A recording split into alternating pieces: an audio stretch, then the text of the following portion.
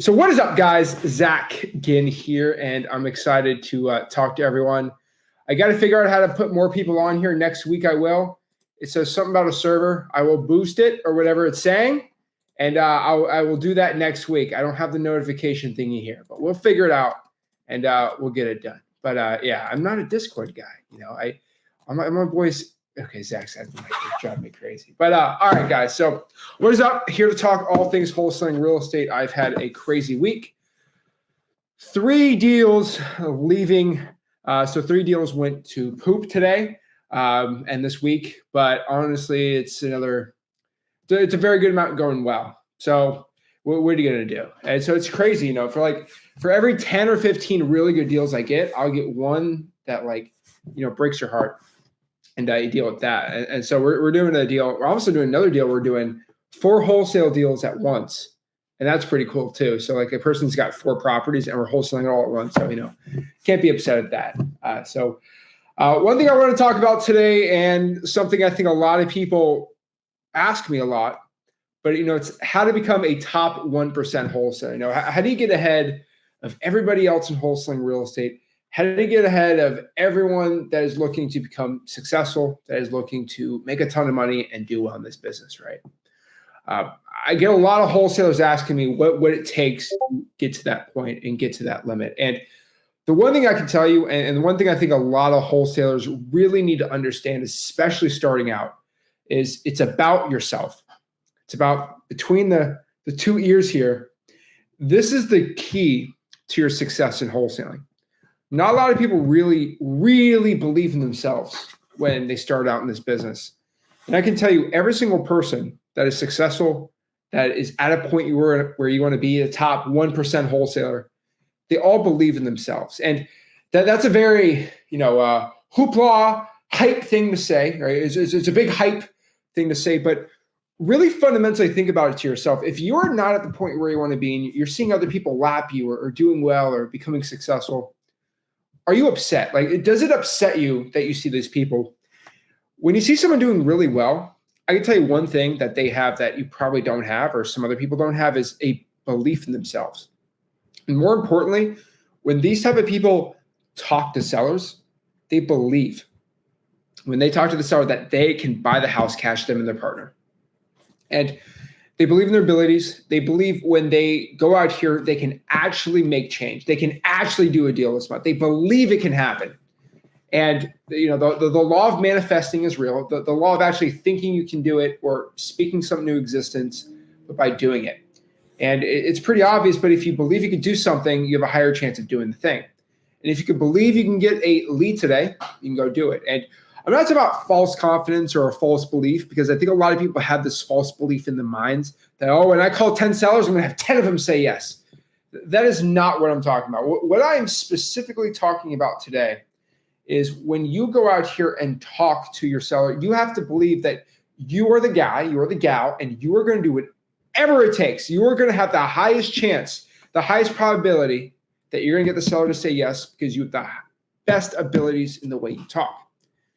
And you need to believe in yourself, because if you don't believe in yourself, you're lying, right? So if I don't believe that I and my cash partner or my cash buyer can buy a house cash, I am lying. And when I lie, I start sounding low. I have a little high pitch when I talk, and I don't talk normal, right? I talk a little weird.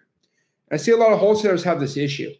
And the belief in yourself is critical. And this is the one thing I'm trying to shift, because I could say, how are you successful? Work hard. Like, you could say that, but working hard only gets you so far sometimes, right? You ask Kobe Bryant or Michael Jordan, how do you become successful? I worked hard. Got it. But like, what are the fundamentals of working hard? And I don't think a lot of people understand this, but like Kobe Bryant, you look at Kobe, right? He worked hard, but does anybody here know how hard he worked? You just know he worked hard, right? There's levels to this game, right? There's levels to working hard and working hard, okay? And so one thing I'll tell you is Kobe Bryant worked out 6 days a week, 6 hours straight. He took 1 day off. I want everyone to understand this. Have you ever worked out for 6 hours straight? I'll tell you what happens when you work out for 6 hours. You are on the floor. Okay, I ran a marathon once, and that was like 2.5, 3 hours. And I couldn't I couldn't move after, okay, like I was done for like 2 weeks. Can you imagine doing 6 hours a day of strenuous basketball training for 6 days straight, every single day? Oh. And so not a lot of people understand this. And the best example I can give to people, if you really understand this, this is what I call an odometer.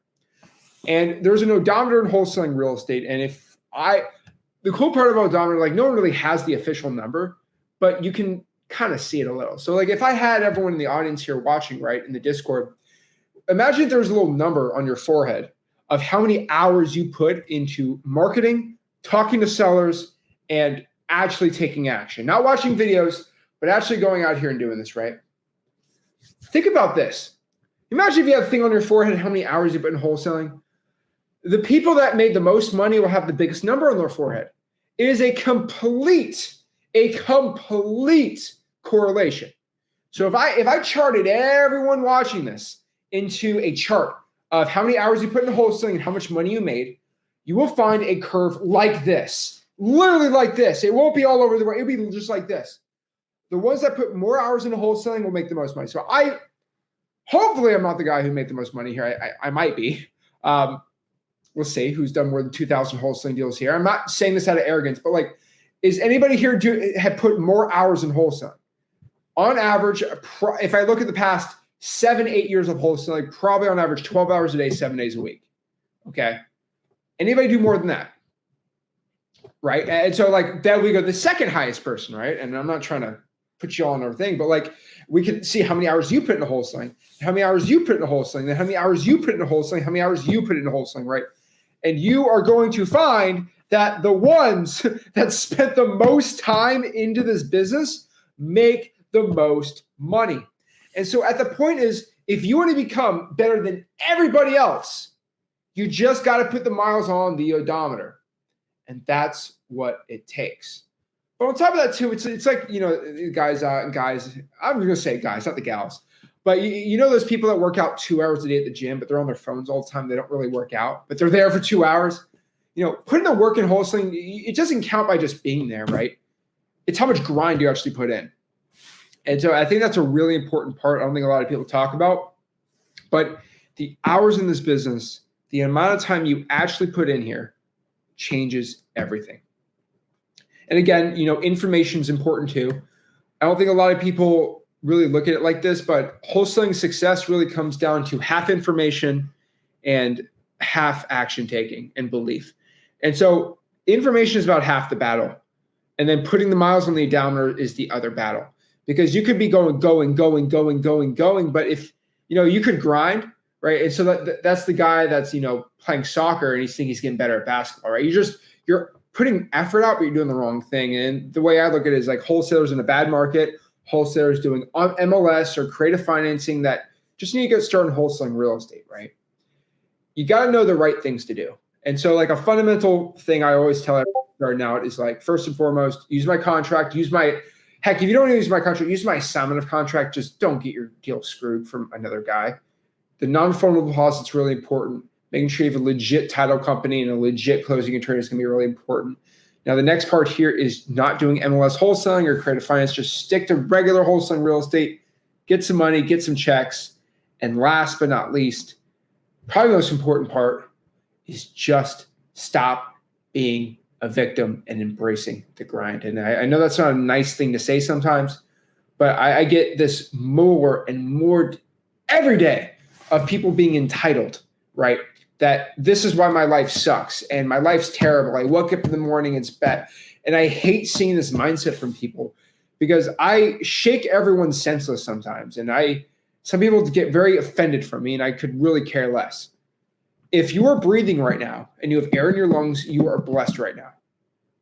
A bad situation might happen to your family and it's terrible, but you still have a gift of life and you have to make the most of it. You know, life's a lot shorter when you put things in perspective. And I'll put something in perspective with you, which really is not fun. But if you're watching this and you want to become successful and you tell yourself, oh, next year I'll become successful. And the year after I'll become, really look at this. From age 18, when you have probably the most energy and drive, it's really to age we'll put it 45. 45, you have kids now, you're married, it's harder to take risks. We'll put up to 60, okay? 18 to 60, that's really 40 years you have. That's as much time as you have to travel, run around, do whatever you want until it gets too.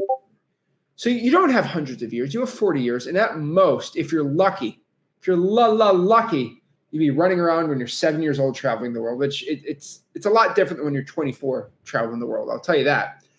So you have to understand, you really only have 30, 40 years to make this happen. You don't have your entire life. So stop thinking tomorrow, I'll do it tomorrow. Like, this is your life. Like, you got to get it going, right?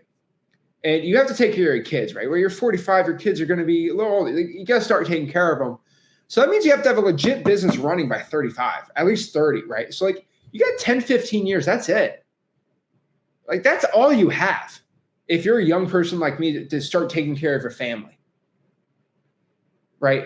But then you're going to be 45. You can have kids 10, they're struggling. Then you make a change. But you don't want to be 45. And then you say, hey, I got to wake up and do it. I think everybody watching this right now that is 50, 60 years old trying to finally get rich. You could probably say, like, hey, I should have started earlier.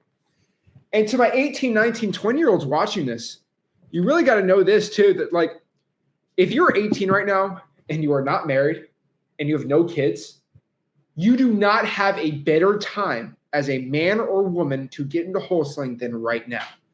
Because I'm not married, I do not have kids, but I will tell you, the people that I talk to, every one of them have all agreed, once you're married and once you have kids, wholesaling gets harder. You cannot go out here and work 14 hours a day without being a terrible father or mother, right? And so you better be that person right now. And you got a girl, you got a boyfriend, they will be more likely to forgive you working 12, 13, 14 hours a day, trying to grind when you're 18, than when you do it at 40. Because when you're 40 and you want to grind 14 hours with 2 wives and a kid, it's like, whoa, right? And so this is the time to be doing it. And, you know, if you got a girl, you got a guy, and you say, hey, you know, I'm going to work 12 hours, 6 days a week. I'm doing this to make a change in my life, your life. Let's block out an hour or two to be with each other at the end of the day. They will accept it. I've helped a lot of fiancés with this situation too. Block out 2 hours at the end of the day to be with them. And then after that, grind 12 hours. And if they're the one, they will understand it. I promise you, they will understand it and they will get it. Okay? That is the point. And if you're able to take advantage of this opportunity, your life will change. That's all I'm telling you to do. Okay? And you just make some money, start buying some rentals, and 1, 2, 3, and 4, that's the life. And so my plea to everyone watching this right now is actually just believe in yourself. And you're not going to get anywhere without a belief in yourself. And most people believe in themselves until it's undisputable that they can't become successful. And what I mean by this is a lot of people don't believe in themselves until they get a deal. Then they get the second deal, and they're like, dang, I just ran up $60,000 in my bank account in 2 months. I guess I believe in myself now. And now you believe in yourself, and then everything goes crazy. And so I see these wholesalers get 2 or 3 deals, then they go up to doing 10 or 15 because I believe in myself. I think I can do this. I can do this. And it's not that they did deals before that gave them success. It's that they finally believe in themselves. And so what I'm telling you is trying to slap you right now and say, believe in yourself now. And that's how you do it. That's how you become successful. That is how you make the money. So that's all I got to say. You know, that is how you become the man or woman you know you're supposed to be. And the one thing I can say before, you know, I do want to talk to everyone here. What would you do if you knew you couldn't fail in wholesaling real estate? Think about that for a second. What would you do if you knew you couldn't fail? If you knew you couldn't fail, would you put 10 hours in this business and just every hour you put in, the more money you made? If you knew you couldn't fail and you knew by the age in 20 years, you're going to become a millionaire, would you quit? If you just kept grinding at 40 years old, which is 20 years away or whatever, right? It's 5 years, who never, but if you knew in 10 years you'd be a millionaire from this, would you give up if you knew you just couldn't fail? All you had to do is not quit. I'd go all in. That's all you can do. Or what if you knew you couldn't fail, but you had to put 10,000 hours on that little wholesaling odometer? You had to put 10,000 hours. That's the number. That is your number to become a millionaire, have $1 million in your bank account. What would you do if you knew I just had to get this number and I'd be at that point? Would you stop crying about the day? Would you stop being upset over it? No, you would go all in. And that is what I'm begging the wholesalers today to watch. That's what I'm begging everyone to do today. That is going to lead you to wholesaling success.